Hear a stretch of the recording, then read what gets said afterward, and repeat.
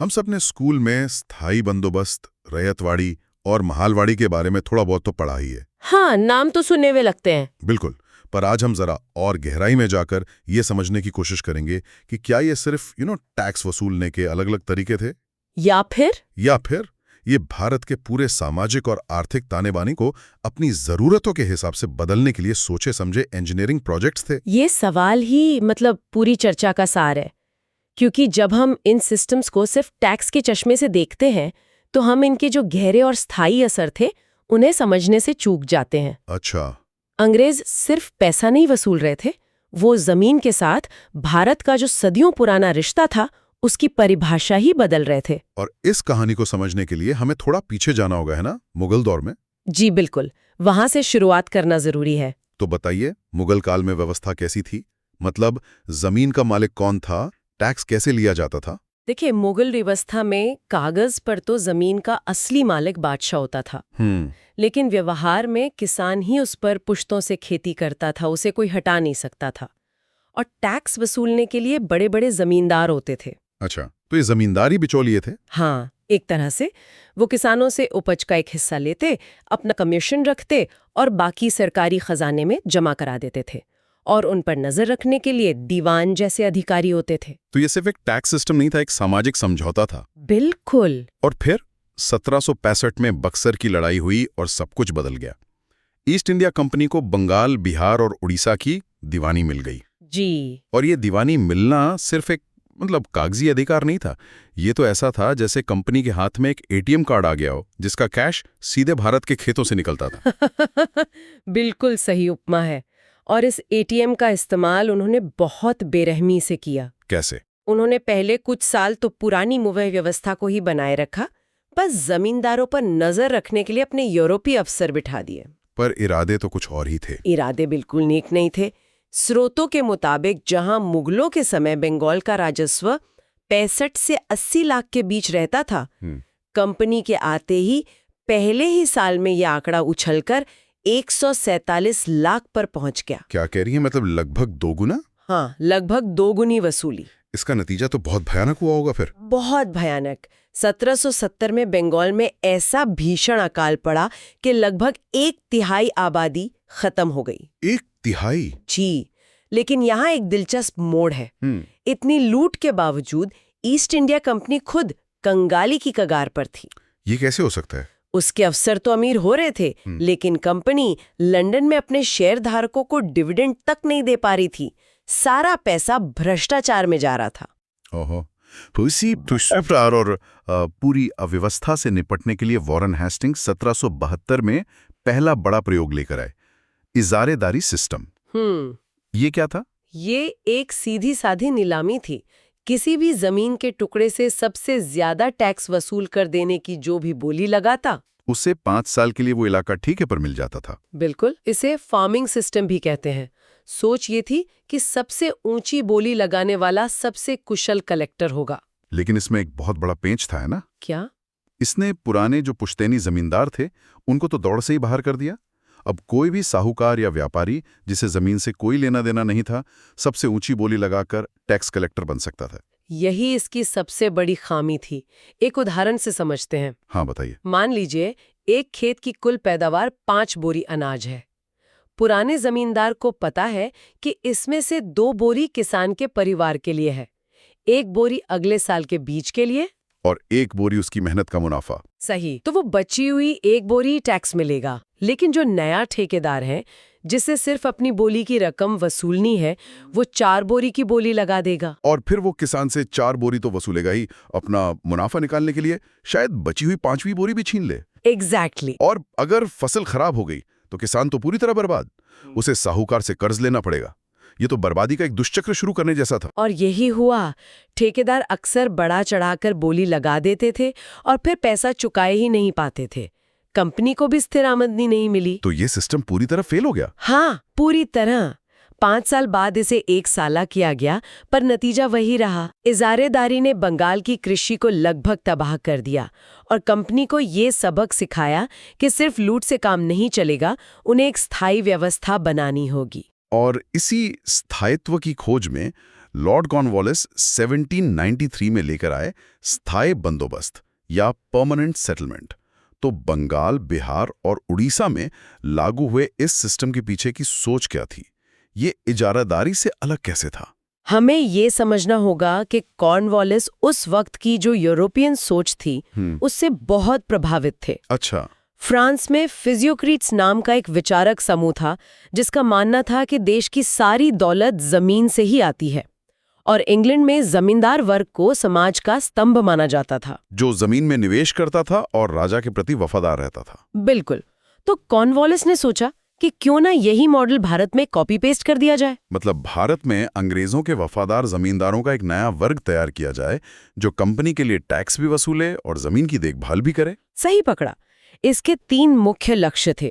पहला, कंपनी को हर साल एक तय फिक्स्ड रकम मिले ताकि बजट बनाना आसान हो।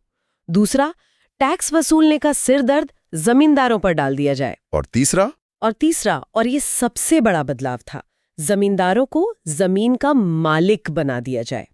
पहले वो सिर्फ टैक्स कलेक्टर थे, अब वो जमीन के मालिक थे। उम्मीद ये थी कि मालिकाना हक मिलने पे वो जमीन को सुधारने में निवेश करेंगे।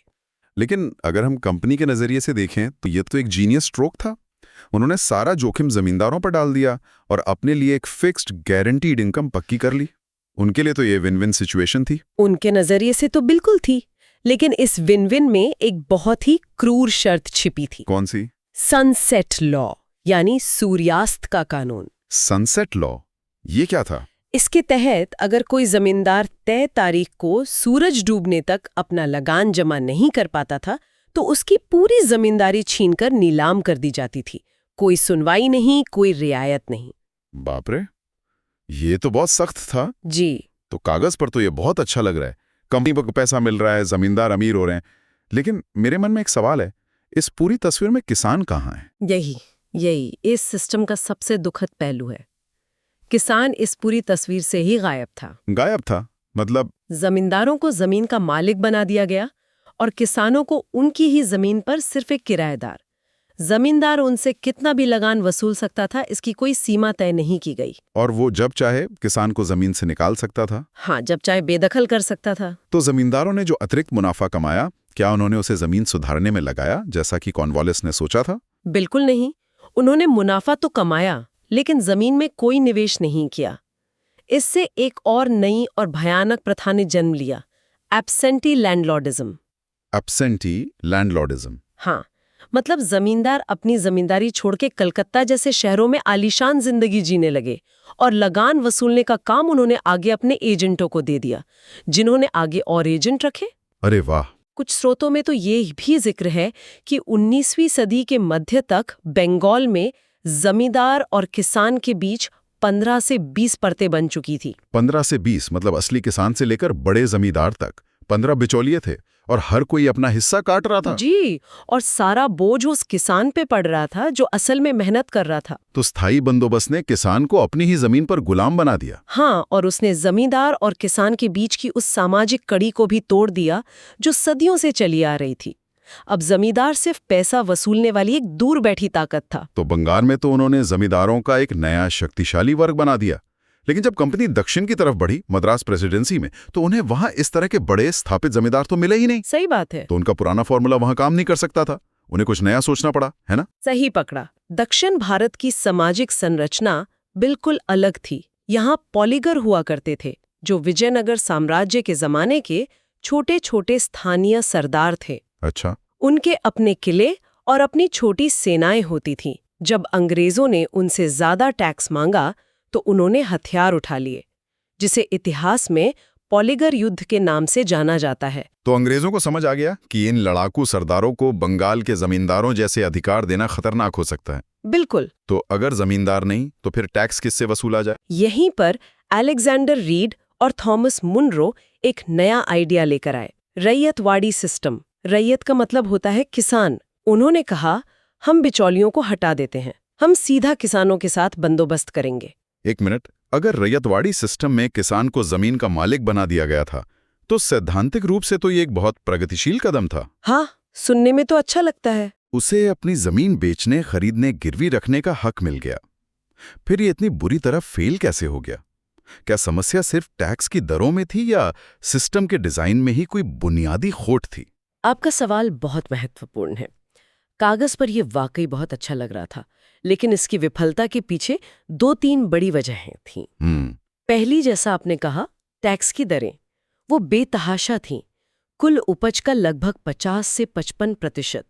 ये बहुत ज्यादा था। 50%? जी। दूसरी बड़ी समस्या थी जमीन का सर्वे।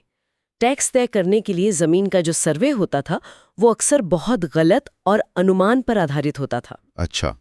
एक कम उपजाऊ जमीन पर भी ज्यादा टैक्स लगा दिया जाता था, जिसे चुकाना किसान के लिए नामुमकिन हो जाता था। और सबसे बड़ी बात जो मुझे इन स्रोतों में दिखी वो ये थी कि अंग्रेजों ने पहली बार जमीन को एक कमोडिटी, मतलब खरीद फरोख्त की चीज बना दिया।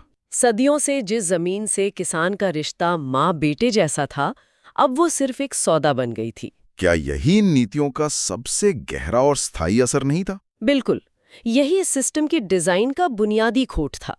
अब अगर किसान सूखा या बाढ़ की वजह से टैक्स नहीं चुका पाता, तो सरकार कोई रियायत नहीं देती थी। तो उसे टैक्स चुकाने के लिए अपनी जमीन साहूकार के पास गिरवी रखनी पड़ती थी। हाँ, और बहुत जल्द किसान कर्ज के जाल में फंसकर अपनी जमीन खो बैठता था। तो जिस सिस्टम को बिचौलियों को हटाने के लिए बनाया गया था, उसने जमींदार से भी ज्यादा क्रूर एक नया बिचौलिया पैदा कर दिया, सूदखोर साहूकार। तो किसानों को मालिक बनाने का ये सपना भी ऊंचे लगान और कर्ज के बोझ तले एक बुरे सपने में बदल गया। जी, ये सिस्टम लगभग 30 साल तक चला और इसने दक्षिण भारत के ग्रामीण समाज को तबाह कर दिया। किसान मालिक बनने की बजाय भूमिहीन मजदूर बनने लगे। तो बंगाल का जमींदारी मॉडल फेल हुआ, दक्षिण का डायरेक्ट टू फार्मर मॉडल भी फेल हुआ। अब कहानी उत्तर भारत की ओर मुड़ती है, जहां कंपनी ने अवध और मराठों से जीते गए नए इलाकों में एक तीसरा प्रयोग किया। हाँ, गंगा यमुना के दोआब और मध्य भारत के इलाकों में हॉल्ट मैकेंजी नाम के एक अधिकारी ने एक दिलचस्प बात नोट की। क्या? उन्होंने पाया कि यहाँ के गांव में एक मजबूत ग्राम समुदाय या भाईचारे की भावना थी।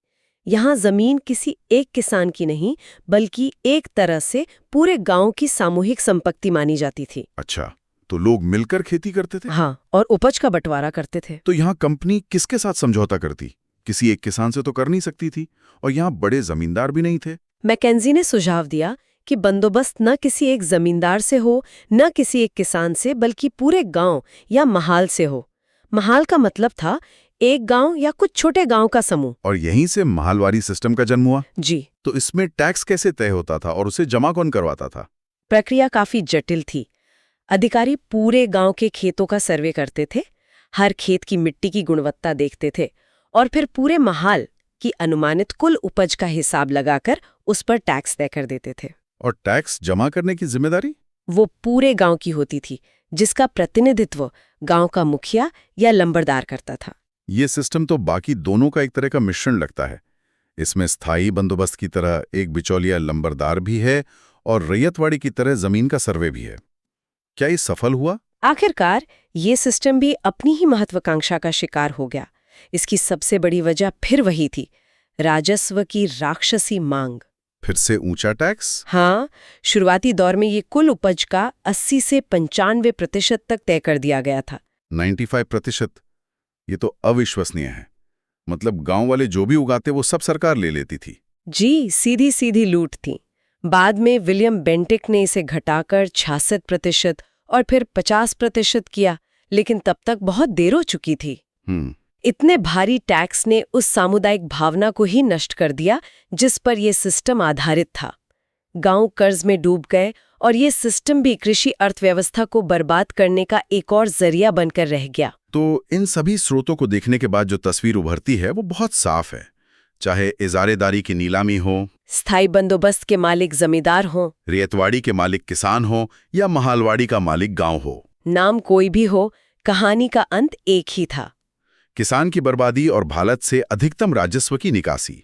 हर सिस्टम एक प्रयोगशाला था और हर नाकाम प्रयोग की कीमत भारत के आम किसान ने अपनी जमीन, अपनी मेहनत और कई बार अपनी जान देकर चुकाई। इन नीतियों ने सिर्फ आर्थिक शोषण नहीं किया, इन्होंने भारत के ग्रामीण समाज के पारंपरिक ढांचे को तोड़ दिया, किसानों को उनकी जमीन से भावनात्मक और आर्थिक रूप से बेदखल कर दिया। और एक ऐसे गहरे संकट को जन्म दिया जिसका असर आज़ादी के बाद तक महसूस किया गया। जी।